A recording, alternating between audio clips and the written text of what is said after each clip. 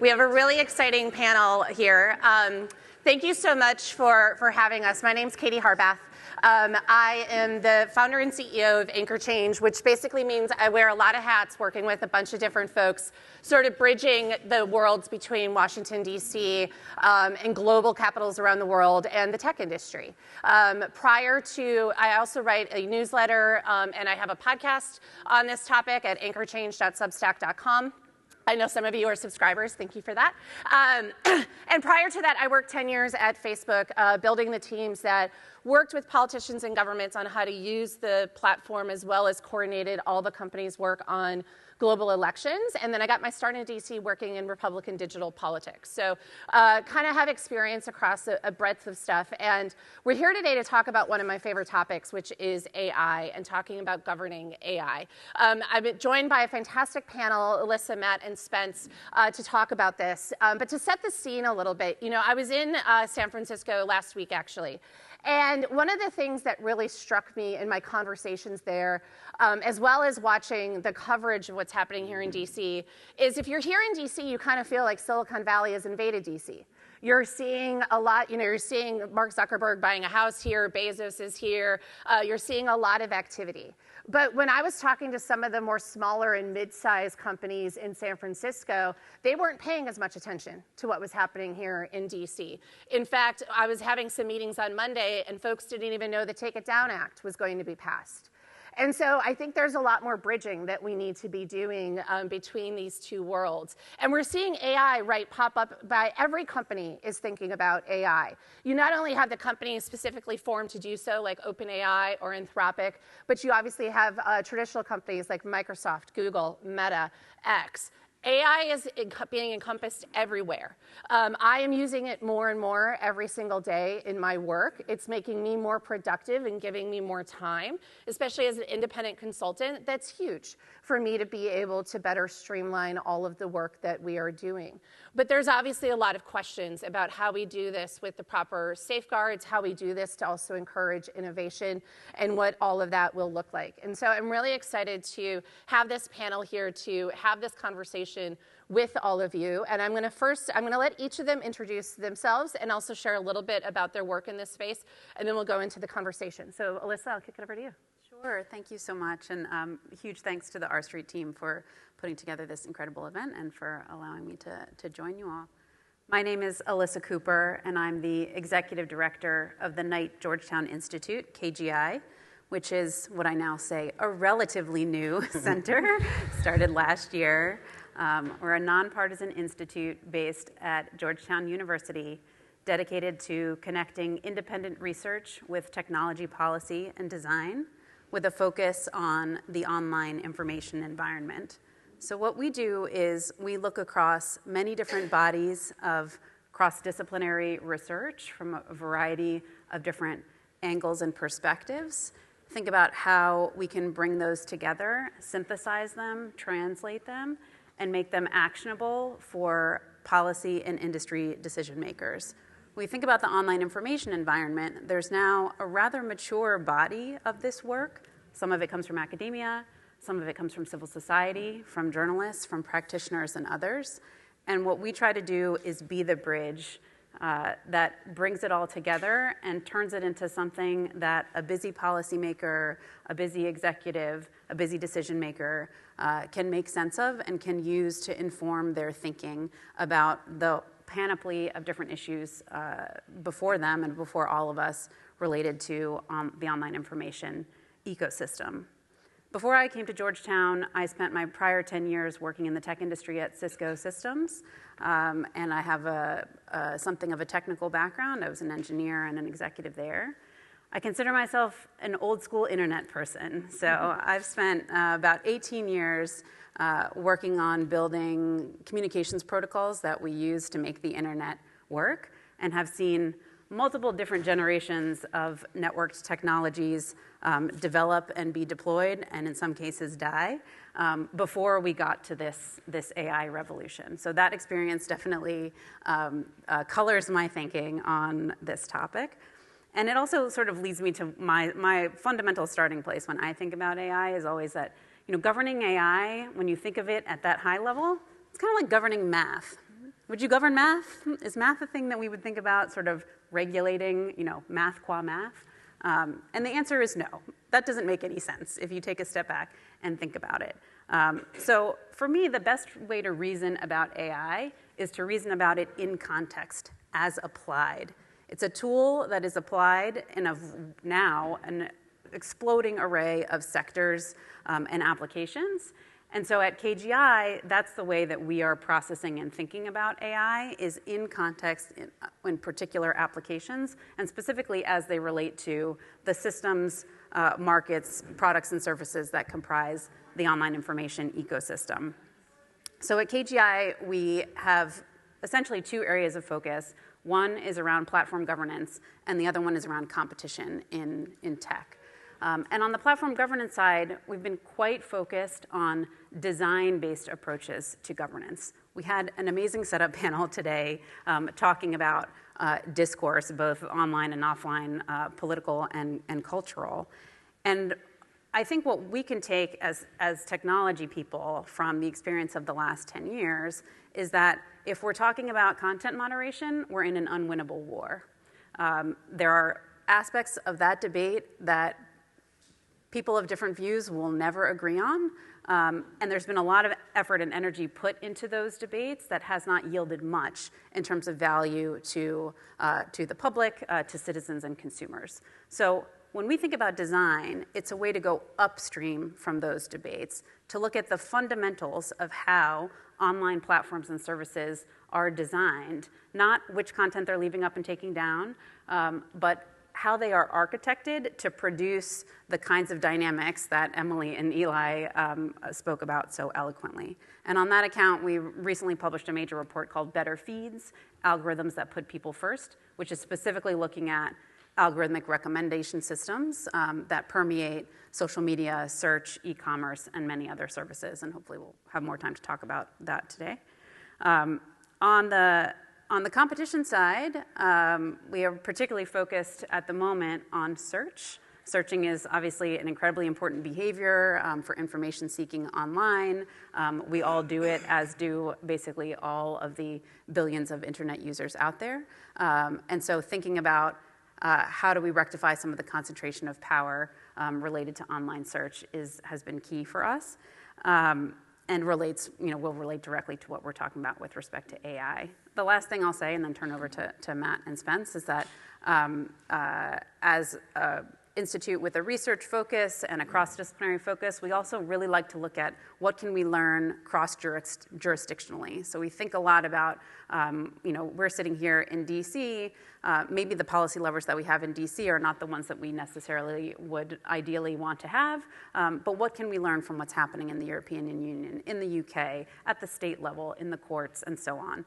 So it's very likely that as we go through today, I'll be trying to kind of draw in what we can learn from other jurisdictions. Thanks, Matt. Thanks so much to R Street for having me here. It's great to see so many familiar faces in the audience. And Katie and I had the privilege of working together at then Facebook, now Meta, for a while. My wife had the privilege of working with Alissa at Cisco for several years. Alissa and I actually high-fived on the way in and out of academia. After Facebook, I was in academia for 5 years, first at Duke, then at UNC. I now lead AI policy at Andreessen Horowitz. Alissa was going into academia as I was coming out. So my orientation now to this issue is very different from what it was when I was at Facebook. So when Katie and I were at Facebook, I think when we both started, Facebook was probably not, you wouldn't call it a startup, it was like a medium-sized. We were like an employee, we were under 10 of the number of employees in the DC office. Yeah, and how many were at the company? Like maybe? Like 3,000. Okay, so 3,000 is not whatever it is now, 50, 60, 70, yeah. 80,000, but it's also not the kind of startup that is in our portfolio where sometimes I will have a meeting with a portfolio company and I'll say, it's really nice to talk to you, founder. Do you have a general counsel who I could speak to about some of the legal and policy issues that you're facing? And many of them will say no. Or I'll have a conversation with the general counsel and I'll say, it's great to meet you. You're doing so much interesting work. Tell me more about your legal team. And he'll say, you're talking to our legal team. And often a startup would have a general counsel before they have any policy team. When Katie and I left Facebook, the policy team was several hundred people. And that orientation really, I think, shapes how we think about how AI policy would affect the part of the ecosystem that we're really focused on. As Alissa said, she's focused on competition in the tech sector. We're focused on the ability of startups to compete. And so the question for me, as running AI policy, is what is the right AI policy landscape that would work for startups? One thing that was interesting to me coming into venture capital, which I thought I knew coming in, and I don't think I didn't know particularly well, is that the life cycle of our funds is actually it has a longer time horizon than I would have expected. At Facebook and most tech companies, the vesting cycle for equity is 4 years. In venture capital, if you invest in us, you would expect to see returns over a 10-year period. Our funds have a 10-year life cycle, which means we're not aiming to juice a stock price for tomorrow. We're trying to think, what is a regulatory agenda? What is an environment that will enable new businesses and markets to succeed over a long period of time? We're looking for healthy ecosystems. And for us, that means enabling startups to be able to compete. So what we're primarily looking for there is a level playing field, not an extra handout for startups, but a level playing field where startups can actually compete. And what that means, I think, is focusing principally on regulating, you said not avoiding regulating math. We agree, not regulating AI development, which is really the math, science, innovation behind AI models, and instead focusing on regulating harmful use.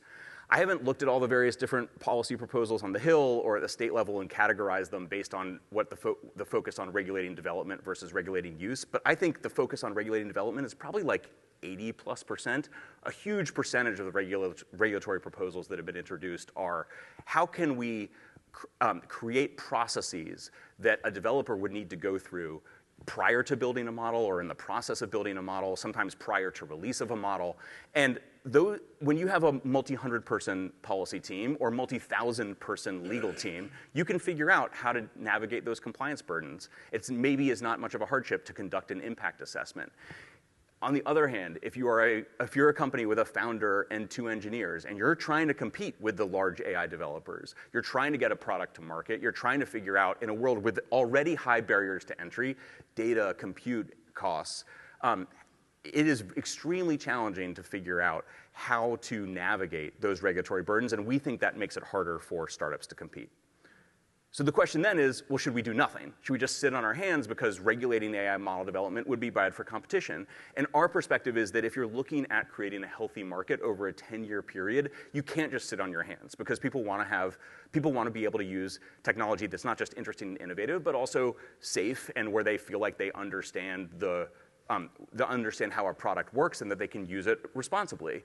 From our perspective, that means focusing on regulating harmful use. So as you say, like at the application level rather than at the development level. I don't think that is a sit on your hands approach. That doesn't mean that like the law that we have, the way that we approach enforcement today is sufficient. If you are a prosecutor trying to build a case under existing law where AI is used to deprive someone of their civil rights, you need a bunch of stuff in order to build that case. You need personnel. You need financial resources. You need technical understanding of how the technology works. What does it mean if AI is used to deprive someone of their civil rights?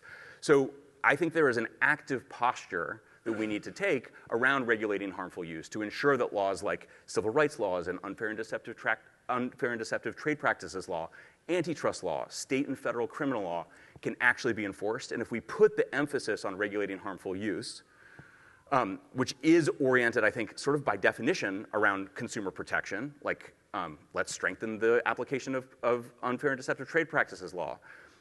Put the focus there, as opposed to regulating development, which is not really about consumer protection per se. The idea is if you make it more complicated, if you impose processes on the development process for building AI tools, then maybe down the road consumers will be more protected, but that's kind of a bank shot at consumer protection.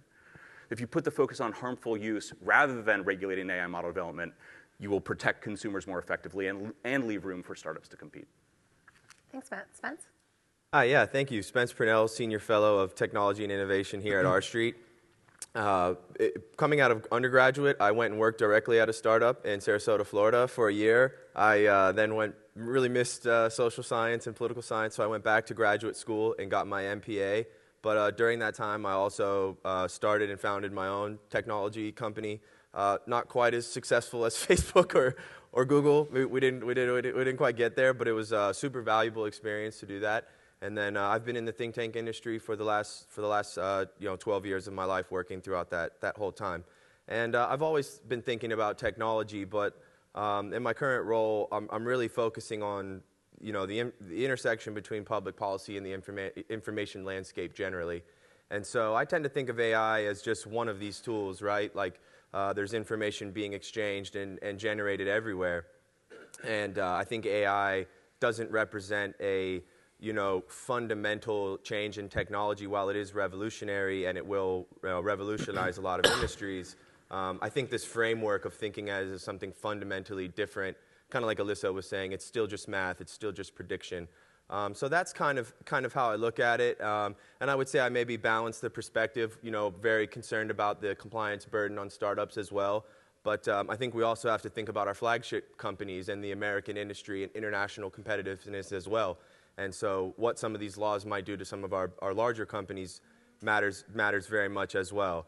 But yeah, I think that I very much agree with Matt saying in terms of just, for an AI framework specifically, I think there's a lot of laws on the books already that we might be able to apply, as you were saying, antitrust and other things like that. So, I think a good light regulatory approach would be something that finds ways to take those harmful uses, laws that we have, and apply them to AI as a new technology, but not something fundamentally different. If it's currently illegal or not allowed, why should you be able to do it with AI, right? So it's not as if AI lets you do things that are currently illegal, but I just am skeptical and cautious about what a huge new regulatory framework for AI would do to both startups and the industry at large. And so that's kind of where I'm coming at it from. But yeah, happy to chat more about the information and speech side of it as well. So I'll just leave it there. Yeah. Cool. Well, I'm going to stick with you, and I want to ask all the panelists this. But so we've all worked on sort of governing social media platforms. We've gone through all sorts of things happening with various platforms, a lot of different regulatory structures, not only in the States, but in Europe and other places. How does governing AI differ fundamentally from governing social media platforms, and what can we learn from the last decade or so of people trying to regulate social media that we might take into this AI debate? Sure. So I think what everybody kind of agrees on is this, like, the censorship approach wasn't good, right? Whether it's, whether you agree with what was taken down or not. I think the last panel mentioned, COVID and a lot of that stuff. I think the current trend that you see the companies doing, switching to a community notes style moderation is something of a lesson, because as Matt was saying a little bit earlier, we want to get away from, in terms of thinking about this as social media, we want to get away from regulating the development and design of the products and more the outcomes and the harmful uses. And so I think the censorship was kind of like a proxy for that. It's like, rather than try to take the speech away up front or prevent bad speech from ever happening, let's innovate new mechanisms to deal with bad speech as they arise. And so I view community notes on social media as something that's a somewhat promising, certainly not a silver bullet or perfectly effective, but just that the spirit of that we are trying to allow the speech to happen, to allow the products to work, for people to say what they want to say, but then deal with the more dangerous outcomes. And I don't know, we can get more into the Section 230 ChatGPT thing if we want, but I think that it's very important that we basically treat the LLMs the same way that we treat the social medias as interactive computer services, that they're just platforms for creating the speech. They themselves don't actually materially contribute to it. It's sort of just like an engine, a platform for people to speak. And so just trying to keep that spirit of encouraging, this is obviously a very important technology to our economy and to our country, and honestly just to the industry for people at work. And so I think we want to encourage people to use these tools and find healthy ways to interact with them without censoring the speech up front or preventing it. But I will say, just like social media platforms have speech policies in place already, ChatGPT does as well. If you try to solicit it for instructions to do something highly illegal, like making a bomb or invading a building or something, it does already have a lot of those built-in protections against dangerous speech. And so kind of that same trend of we don't want to regulate the development and the instructions of the systems, but more the outputs or harmful uses. So if somebody does use it to do something, what laws do we have to go after those? Well, and I think remembering that these companies have their own First Amendment rights as well in terms of making the rules and stuff that they are applying to them. Absolutely. And the market can be deciding, us as users can decide which platforms we want to use based upon those. Yeah, and I think that rules. the election was a really good one, right? Because like Gemini versus ChatGPT, they definitely, the companies gave the LLMs different instructions about how to handle political speech, right? And so I think that's a really good sign that we have multiple, and probably dozens of startups we've never even heard of yet that have LLMs that might even be more sophisticated or more advanced or more appropriate at dealing with those things. We just don't know them yet, right? And so absolutely, I think it's a consumer education and awareness issue more than a regulatory issue. People, becoming aware of how the LLMs actually work. I think to a lot of people, maybe the older generation too, it's a black box. It's very mysterious. It seems like magic. How can it know all this stuff, right? But for those of us that study it and understand it, we know that it's basically just a prediction machine, a textual prediction machine, right? And so, I think just trying to keep that perspective. Alissa, how do you think about bridging this sort of where we've been with social media and how as we go into AI? Yeah, I mean, I guess first principle is I really resist the idea that these are different things.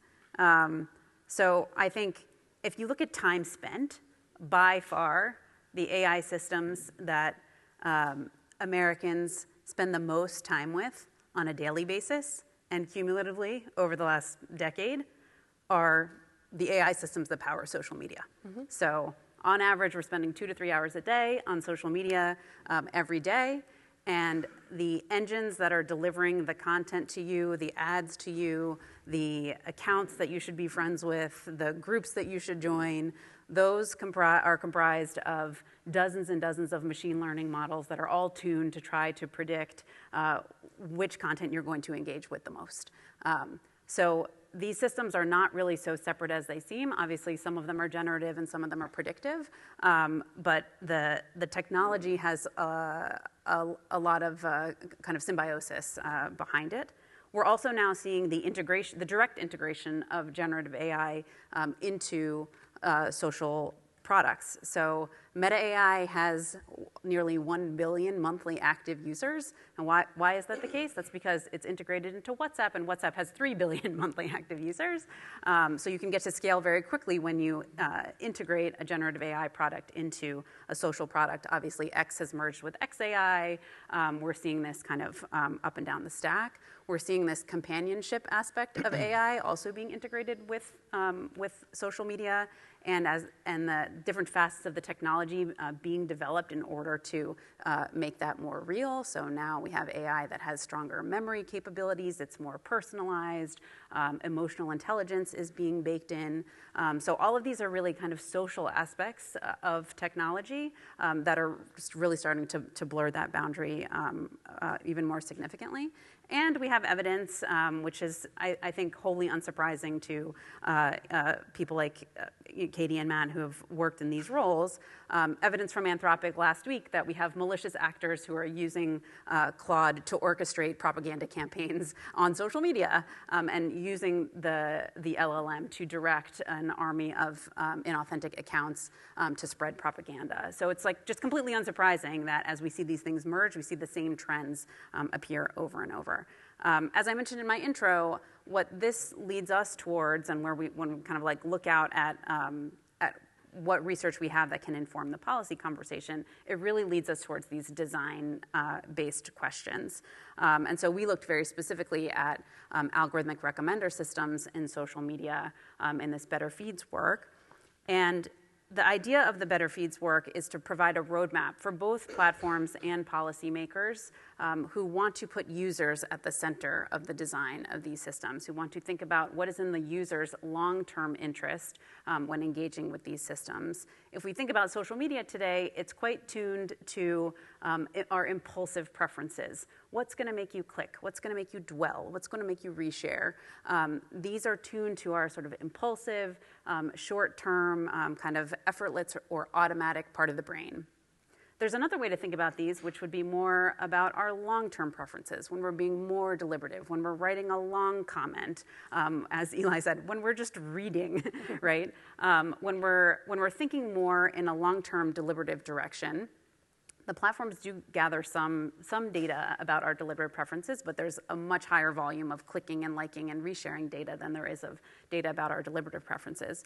But if we can optimize for those long-term preferences, then what happens is the kinds of content that might raise concerns from a variety of different perspectives, whether it's extreme content, whether it's inducements to self-harm, if it's toxic, if it's polarizing, if it's incurring moral outrage. All of those are sort of fueled by that same focus on engagement-based optimization, on optimizing for those short-term kind of impulsive behaviors. So if we start to focus more on that long-term, engagement with the systems might go down a little bit, but overall user satisfaction in the long term with the systems might be greater. And so that's kind of what we've thought about in terms of on the social media side. You can apply the same sort of thinking on the AI side, and indeed, there's already some indications that some of these chatbots are being tuned for engagement, and that they're being designed to try to keep people there longer. And I really think we want to take what we've learned in the social media context and try to apply it in the Gen AI context. Now, design thinking, I think, looks different when we think about generative AI in particular. And part of that is, and maybe I disagree with Spence a little bit, these systems are not very interpretable. Even their designers don't really fully understand why they produce the outputs they produce and why they have the personalities that they have and so on. So that's one thing that makes design-based approaches harder. And the other one is that we mostly don't know where the data is coming from that's training these models, that it's quite opaque in terms of the specific data sets that are being used, and there's lots of reasons why that's happening. But both of those barriers, I think, would need to be overcome to take more of a design-based approach, but it really feels like it behooves us given what we've learned from the social media era. Yeah, and to your point about, sorry, the pollen tear is still getting to me, of these things really being merged. Like, a couple of weeks ago, Bloomberg had a story about, like, the Google search bar will go away as we know it. It's going to look different. If you read Mark Zuckerberg's comments in earnings last week, or also his interviews with, like, Ben Thompson and a few other folks, a couple of things I found really interesting there was Mark talking about how not only algorithms, personalizing your feed like it does today, but personalizing content to you and using AI in which to do that. Or advertising completely changing, where you now just have to give them a prompt. So I've got my little mantra, panic responsibly. I've got like T-shirts and stuff on a site that like I sell. And what Mark was describing is that soon I'm going to be able to go to Meta and say, I have this product. Please create the content. Please create the ad. You probably know better who to target it to, and just let it run. And big brands probably aren't going to want to do that because of the black box. But for a small to medium-sized business, they may be more than willing to do that. So to your point about these very much, and OpenAI is thinking about creating a social network and all of that, like these are very much blending. But Matt, how do you think about this stuff? So there was a time, and I'm not sure, maybe we're still in that time, but there was a time when every policymaker working on tech policy shared the same goal, and that was screw Facebook. I think a lot of people in this room probably have experience with it. I feel personal about that. I'm glad you said we might still be in that time. We might still be in that time. We have some scars. I think we are. And there are ways that you can do that. It's hard to do that. I think the primary way is like litigation just against Meta, right? That is a Meta specific intervention. Or TikTok. Yeah. But on the legislative side, it's actually very hard to achieve that objective because a lot of the things that lawmakers tried to do, I think in the spirit of screwing Facebook, actually hurt other companies much more. So like, repealing Section 230, and we can talk more about this, but that, Facebook has Meta has the teams, the engineering teams, the content moderation teams to manage a world probably where we don't have Section 230, and lots of startups, I think, do not. Mm-hmm. And if you look at like the Digital Services Act, which even though there's like tiered enforcement, it's a tiered enforcement regime, my guess is that over time that actually decreases competitiveness in the tech market in Europe rather than increasing it, because adding compliance costs, even at a lower tiers, I think will probably have a disproportionate negative effect on startups.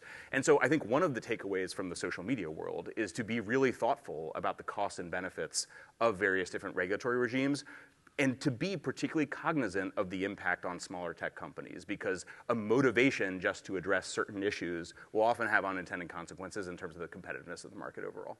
But I will say too, I've been talking to a lot of our former colleagues who are at like the Microsofts, the Googles, the Metas, like even them. The compliance cost for complying, for instance, in Europe and stuff, is quite high for them. And now none of us are crying, for Meta and these folks that have a lot of money. But it is starting to become a question of, do we launch in these areas or not, based upon that regulatory scheme. But Matt, I'm curious though, digging a little bit deeper. I'm wondering if you can talk about, are there any innovative approaches you've seen around to try to balance that playing field a little bit? Like, how are you seeing anything or anything you all are proposing for what that might look like? Yeah, I mean, I think the focus of a lot of the effort is around the development orientation and around corporate accountability, and I don't think either of those motivations are lead to a world where we have a more competitive ecosystem. Corporate accountability, I think, can sometimes be a good vehicle to getting to consumer protection, but I think the important focus is on consumer protection, not corporate accountability. I think in terms of leveling the playing field, there are, unfortunately, I think we've seen much fewer proposals that would level the playing field effectively, and much more that I think would distort it. But the kinds of things that I think are interesting to consider are, like, there was a proposal for a federal resource that would provide access to some of the resources that make competition in AI so challenging, like the barriers to entry in the field. So more expansive access to data, access to compute resources, potentially access to benchmark and evaluation resources, so that if you're a small company and you want to actually do some safety assessments, there's one way to do that is to impose it as a mandate, which I think probably is challenging for smaller tech companies. Another way to approach it is to make it easier for tech companies that want to do safety testing as a way to try to compete effectively, to lower the cost of accessing those tools, so that they can offer them if they want to. Very cool. Spence, let's go ahead and talk about the role of Section 230 in all of this, because Sure. It is a question that comes up quite a bit by different stuff. And it's obviously really shaped how this has all developed over the last 20 plus years since that's been around. How are you thinking about that when it does come to AI regulation? Yeah, so my stance generally is that Section 230 should be extended to out AI systems, and that's primarily because of the recent rulings in Google versus Gonzalez and other recent court rulings that suggested that even the platform can even in part contribute, like in the Google case, as you were kind of talking about with the advertising, right? Like what happens on YouTube is if you upload a video and you don't upload or choose a thumbnail, YouTube will do it for you. AI will go through your video, pick the most popular part, and automatically make it the thumbnail. Does that make them a material contributor to the content? Like, that's the question that the court considered, and they said no. And so even in the roommates case, and all these other cases that have considered Section 230, I think there's a developing standard that the platform has to materially contribute to the development of the content to be considered an information content provider. Now, specifically where that falls with LLMs, I don't know, and I'm not here to say that everything they do should be protected by Section 230. What I'm cautioning against is a federal bill or state bills that specifically remove that protection for AI outputs for anything that they do. Mm-hmm. Now, again, like I use ChatGPT a lot, right? If I put a query in, sometimes it'll say back to me, hey, do you want me to do X, Y, Z thing? So maybe we could have a meaningful conversation. Does that make them a material contributor? Are there certain changes they would have to make to continue to receive that protection? Possibly. But as it stands, I think that basically they are right now, like effectively they are already getting it, or else they wouldn't be doing what they're doing. They would be blocking outputs and inputs and stuff like that, which they, again, also kind of are. But yeah, that's just generally my stance, and I think that, like I said, it should probably go to court at some point, and we should think about boundaries. But I think the harmful thing would be, a bill that exempts AI specifically from Section 230. Yeah, it's a really interesting ethical debate happening right now, especially. my newsletter's on Substack, and there's been a debate happening amongst authors and journalists and others about whether or not if you use AI, is it cheating, basically. And I think there's a difference between, and to talk about Section 230, it assumes there's a bright line between the AI generated it versus the human. And if I put in a prompt, write me a blog post about Section 230, that's pretty generic, and I think that's one question. But if I put in a brain dump of here's all my thoughts on Section 230, here's some recent things I saw that were interesting, can you help me organize these thoughts into something for like a blog post? That starts to get a little trickier in terms of of who wrote it or who didn't, and who have those speech rights around that. I think this is a devastating consequence of the social media era, I think, because I'm actually surprised that when you say we should extend Section 230 to cover AI platforms, that's not a laugh line in this room, because there's zero political appetite to expand Section 230. The political appetite is a separate question from whether that's the right policy. Yeah. Right policy move. The definition of information content provider in the statute, which are the entities that do not get Section 230 protection, is do you develop content in whole or in, do you develop or create content or in whole or in part? I think in lots of circumstances, it's going to be very hard for AI developers to make the argument that they're not at least developing content in part. Mm-hmm. That's a fairly low standard for a tool that is generative AI. And that means I think that at least in some cases, there's going to be state tort liability for AI developers. Then the question is that a good thing? And how does it affect the market? How does it affect expression? I think all of those costs are going to be underweighted until maybe we really bear them. There really is significantly more constraint in expression on AI platforms than we would expect. And the challenge is going to be, and I think the benefits of that will accrue to larger platforms who can figure out how to navigate a world with that increased state-by-state tort liability. The question, I think, is there some version of reform here that is not a laugh line, where you can actually have some sort of approach to some scope of immunity for AI developers that insulates them from liability when really the harmful act is driven by a user. And I wish it was optimistic that that's feasible, but I think given the last 5 to 10 years that we lived through, it's going to be very challenging. Yeah, to be clear, I'm not saying we need some sort of actual literal statutory extension to AI. Like I said, it's basically happening already. So I'm not saying that we need to, modify Section 230 to specifically include LLMs.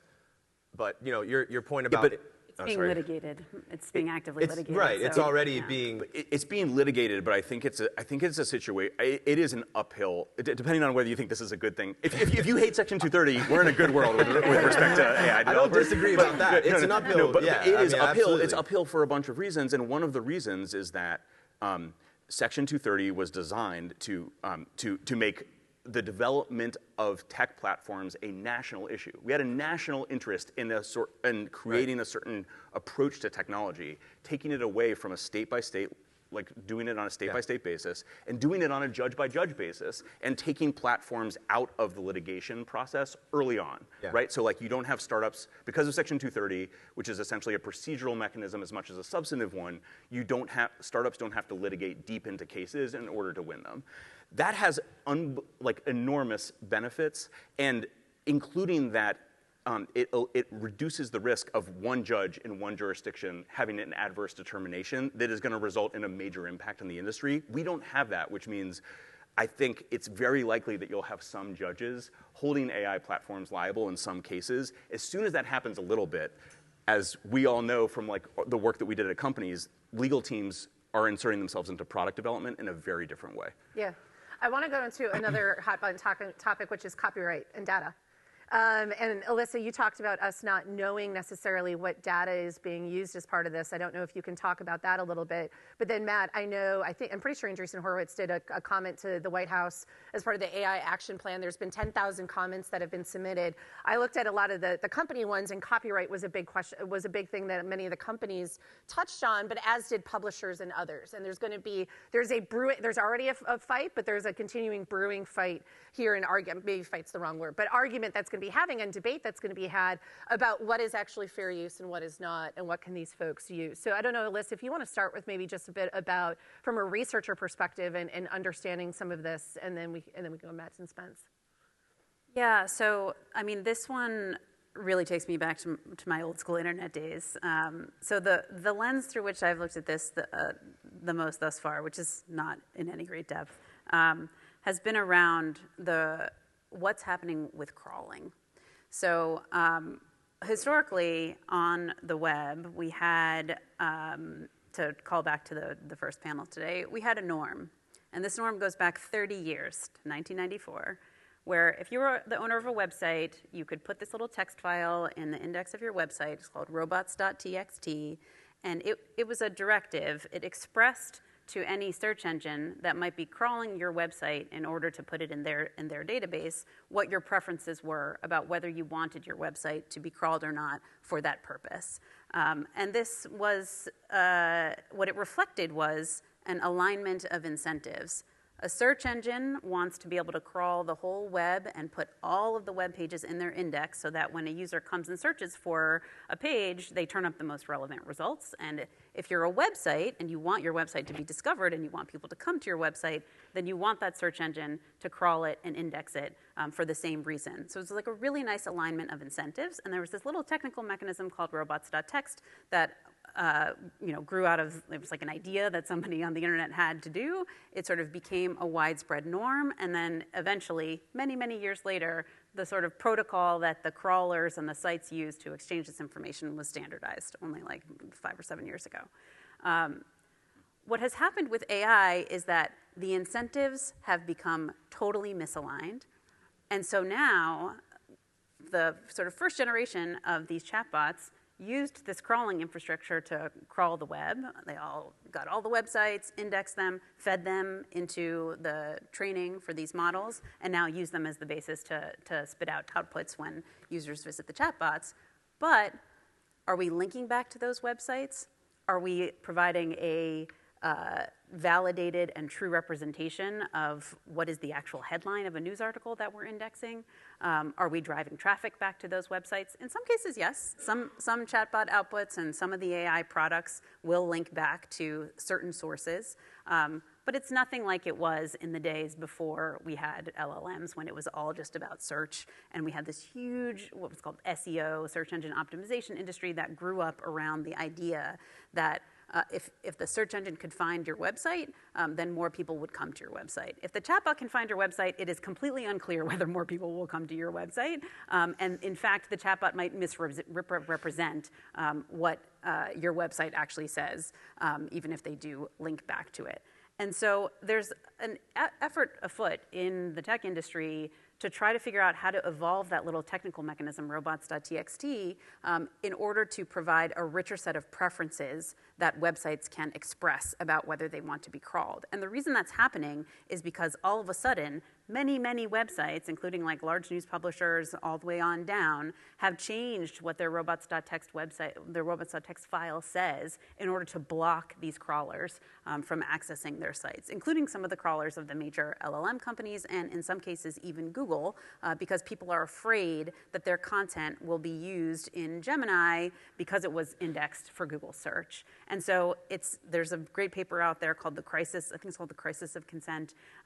It's just carnage in web crawling right now, where sites that should be indexed for search purposes can't be, sites that want to be included in the training of chatbots, but they want to be paid for that inclusion. That can't happen either. And now, obviously, we're having all these side deals between publishers and LLM companies in order to try to find a way around that. There will be an evolution in this little technical mechanism that will result in a richer set of preferences that can be expressed. But ultimately, what we need is clarity from the legal system around what the value exchange is going to look like and what the terms are going to be that set that value exchange between the people, between humans and companies producing content that gets fed into these models for training and inference and other purposes, and the companies that are going to reap the benefits from that. So I talk about the technical piece because that's what I know, but ultimately we're going to need, like right now it's totally unclear what that value exchange, what the terms are that are setting that value exchange, and we really need more clarity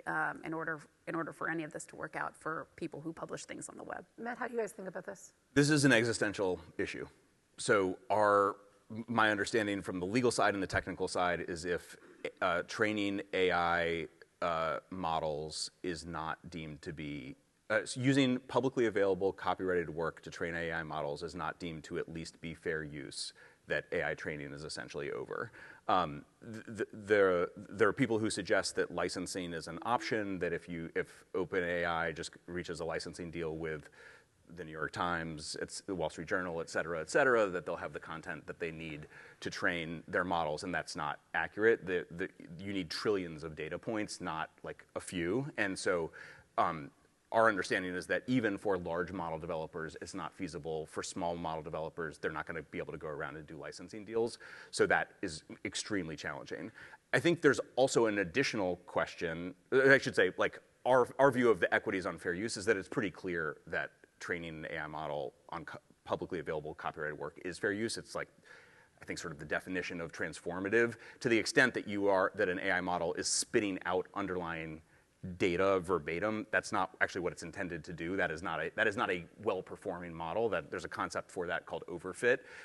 You want a model to spit out generative new information. To the extent we need copyright law to address infringing outputs on the output side, that's one thing. Like, you shouldn't be able to infringe on the output side, but the transformative use of data to train a model, I think, is like, that seems pretty clearly to be fair use. I do think there's a question that's a little bit analogous to the Section 230 one on the procedural benefits of Section 230 about whether training a model is even infringement. And so the question there is whether essentially it's akin to reading. So when you and I move through the world, we're learning lots of things from lots of different data points. We can pick up a book that falls on the floor and read it. We can't break into a bookstore just to learn and buy and steal a book, but we have pretty broad access to information in order to learn. I think the question now is, we're in a world where it's not just humans who are doing the learning, it's also machines. And so do we need different rules for learning than we had previously for humans? My thought is, like, maybe to some extent, but probably less than the general discussion makes it seem. And literally learning from publicly available data strikes me as potentially the sort of thing that we would want, that should not be deemed to be infringement. One of the reasons that that's really important for little tech companies is that a fair use case is a fact-based case. So even if you see some cases come down on the side, determine that AI training on publicly available copyrighted work is fair use, that's going to be case by case. It doesn't, just because a developer wins in one case doesn't mean another case can't be brought down the road. You have to go through like entire court case in order to get that outcome.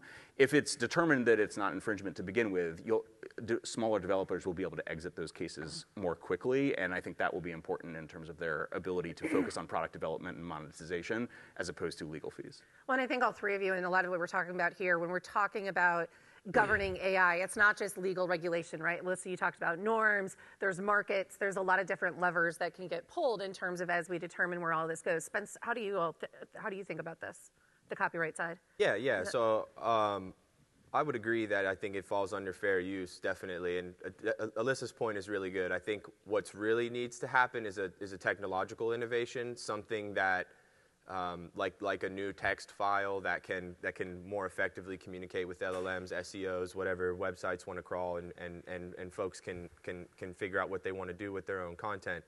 But yeah, I agree with Matt's point. I think we should focus more on the outputs side of it, right? Like what would be a violation would be, say, hey, reproduce this book for me word for word, or something, a copyrighted material you haven't paid for or whatever that you're getting the LLM to reproduce exactly, which, again, like Matt said, they won't do that already anyway. So I think that issue has kind of already been dealt with by the LLM companies. So I don't know that that's necessarily a huge issue, but to me, that's where it would fall, is if people or companies or whoever are using it to create copyrighted works. But totally agree that, what we have to think about here is the competitiveness of our industry and small companies. And I think that sort of plays a big part of the conversation as well. The consent question's a really interesting one that I've been grappling with, because I've been working on a book and I finished my first draft, and my publisher came back to me after a few weeks and was like, so we put this into our software that compares your book up against other similar books around character, like chapter structure and sentence structure, and I was like, so you used AI? They're like, well, we don't really like to use that word. Authors get a little skittish. I'm like, but it's AI. And so then this poor woman who's an editor in Canada, because I'm like, what data was it trained off of? Am I being used to like train, like going? And so, but I thought about it for a little bit, and I realized, I was like, I have no problem putting my stuff into, I use ChatGPT, Claude, many tools in which to help my writing. It was that I wasn't asked first. And so, but then how does that look like with like the robot stuff, like all of that kind of stuff? This is a little bit of maybe a disagreement that we have, right? Yeah. But like nobody was asked first, right? It's not like we knew in advance that all of this was going to be considered fair use. We still don't know, right? We still don't really have that interpretation nailed down. And in the meanwhile, the market behavior that you see from people is trying to close down these avenues where their content is getting sucked in because they are unclear what the value exchange is going to be to them, or they already know that they're losing traffic or they're losing viewers or readers or whatever because of the impact that these technologies are having on their sector and their art and their work. But it's publicly available. So, like, I can go and read. Not all of it is publicly available. But that's an important distinction, because I do think that the content industry is blurring lines in ways that are advantageous to their litigation position, and I don't think represent exactly what, like, the position of lots of people in the ecosystem. So again, if there's infringing output, developers should be held liable for infringing output. The term that most developers use to talk about what they want access to is publicly available. I assume there are some developers who don't have that limitation. If you don't have publicly available, then it means you can break in. You can break into the bookstore to get a book if you're an AI developer because you want to learn. Yeah. But like, let's assume that term is real and does work. That would mean you can't break into the New York Times if there's a paywall. You can't break in just in order to train an LLM model. And then it is publicly available. And so then the question is, if the limitation is publicly available, the question is, we can all read stuff and learn, and we can repurpose that for something very different. Is it different if it's a machine? And there might be reasons that we say yes. We can get in trouble if I copy something that Alissa wrote and put my name on it. That's plagiarism. Again, we have got laws for that.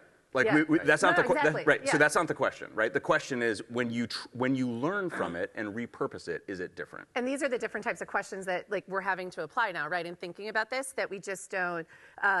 But it's a fascinating conversation. But I want to, because we only have a few minutes left. Since this is the Real Solution Summit, we should talk about solutions as much as we possibly, a little bit as we can.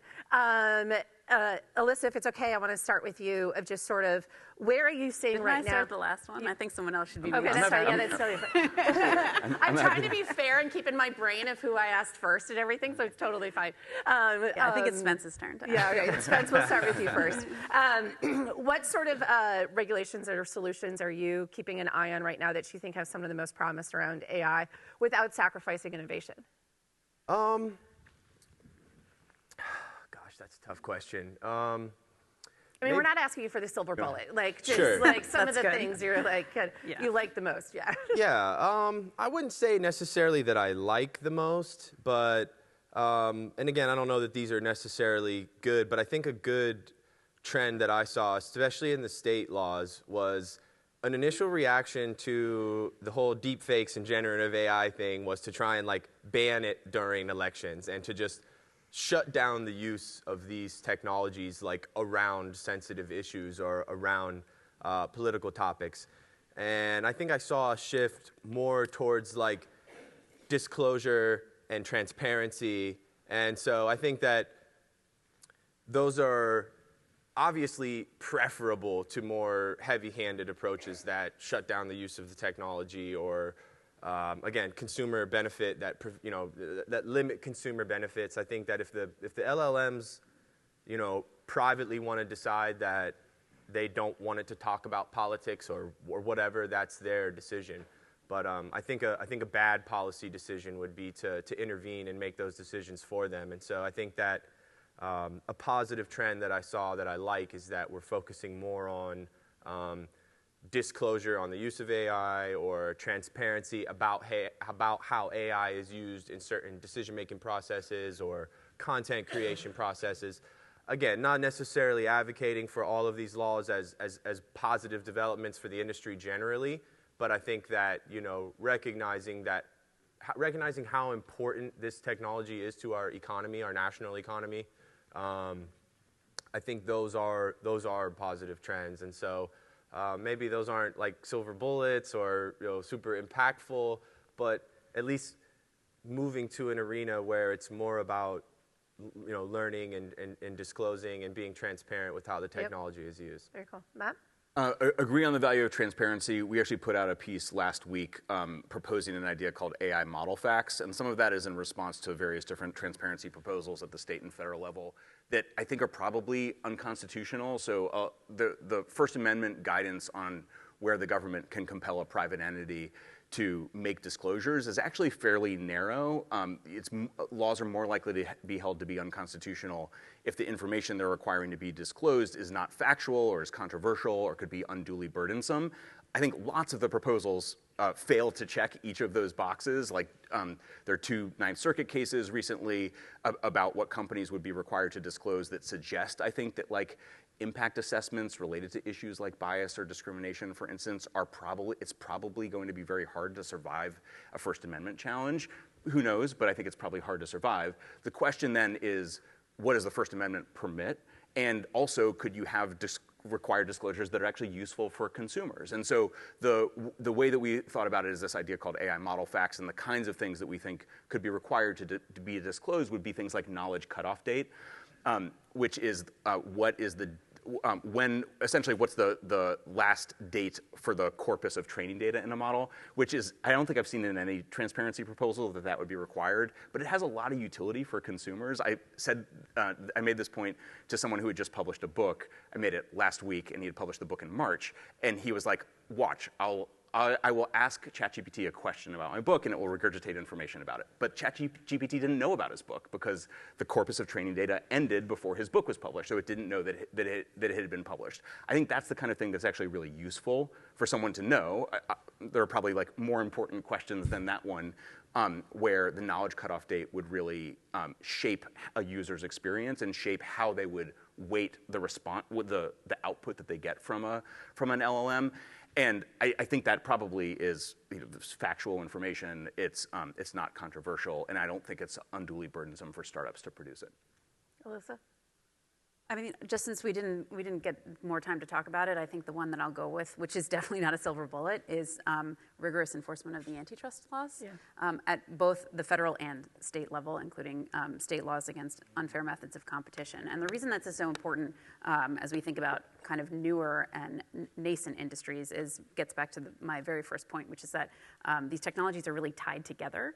So we've looked a lot at the Google search antitrust case, which I talked to a reporter last week, and she was like, all of a sudden this case is about AI. And I was like, no, this case has been about AI the entire time, because if you look at how search works on the back end, it's making use of a tremendous amount of AI technology. And if you look at how AI companies are evolving their product, it's many of those products using a tremendous amount of search. And so questions about anti-competitive foreclosure, about distribution channels, about exclusionary contracts, about these large tech firms tying different products together in anti-competitive ways. These will all continue to have downstream impacts on smaller AI companies and on the ability of small companies, period, to create a more sort of pluralistic ecosystem of offerings that provide choice for consumers so that they can differentiate in terms of the products that they select and how they seek information online. So holding these larger companies accountable when they infringe on the laws that we have concerning antitrust and competition will be, I think, super key to the sort of underlying fundamentals of the AI industry going forward. Okay, I want to do one more question for everybody, because I know everyone's probably getting hungry here to go to lunch. Just to lighten it up a little bit, what's been your favorite use of AI so far? Throwing a curveball out here. I'll give you guys a second to think. I'll share mine while you all are thinking. around this. So I was putting in a garden this weekend, and I put into, I created a project in ChatGPT, and I put, what zone I'm in. I put that, I get morning sun and afternoon shade, and then it helped me, and I said what kind of flowers I wanted. It told me what kinds would work or not. But then when I was at the garden center, I would, I don't know if any of you are gardeners, and you get to the garden center and you want all the plants because they look really pretty, right? So I would take a picture of the plant, and I would keep it in the same chat, and I'd be like, will this plant work in my space? And some of them it was like, yes, this would be perfect, and other ones it was like, no, you may not want to do that because it requires these types of conditions. And so I found that to be just really helpful, whereas before I'd probably be doing a lot of searches and trying to find sources of knowing what I can or cannot, and it saved me from getting some plants that probably would have died anyways and where I was. But do you guys have any cool ways that you've used AI? I'd say my favorite way that I've used it is probably like training my own models, right? Like you can interact with O3 or O4 or Gemini, whatever it is, but what's really cool about ChatGPT is that you can create your own GPTs, right? And you can give that instructions. So you could say, hey, ignore any kind of information from this website, or speak to me in this tone, and it's just so fascinating how you are able to, so I would say I have like 7 or 8 of them. Yeah. Right? And so depending on what I want to do with the AI, I'm using my own custom GPT that I've built. And I tend to trust them a lot more because I don't know what the stock model is trained on, right? I don't know what instructions, back to transparency, right? I don't know exactly what instructions are given to the stock model. I can imply from its outputs and my inputs, and I can figure out what it's doing. But I would say my favorite use so far has been creating GPTs for like specific uses and giving those specific instructions. And I have a bunch of them that I use for various different things, from like troubleshooting my computer. Like I have a gaming PC, and if it's acting wrong, it can diagnose that. It helps me with my writing. I mean, so many different things. So I would say being able to train an LLM model is a really cool experience, something I think everyone should try. Matt, Alissa, anything to add? All right. Well, let's give a round of applause for our panelists. Thank you so much for joining us. I don't know who, but I'm told that somebody will be coming up to give us, there we go. So we will get off stage, and they will give you instructions on lunch.